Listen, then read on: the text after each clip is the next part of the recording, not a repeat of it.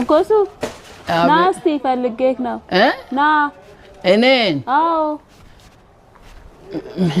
ናስቲ ቀለም መቀባት ትችላለህ አይደል ቀለም ነው አዎ ቀለም መቀባት ትችላለህ አይደል እና ይሄን ነው የምትቀባው ቤቱን አዎ እንዲቀየር ፈልጌ ነው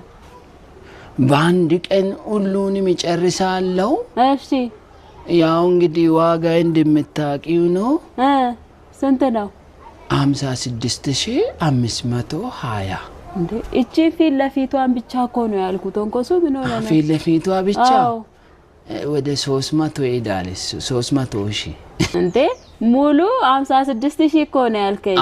ግማሹ ደግሞ 300000 ምን ማለት ነው የቱ ነበር መጨመር ያለበት እሱ የኔ እንትን ነው የኔ ገባ ስለሆነ እሷ ገባሽ ከሆነ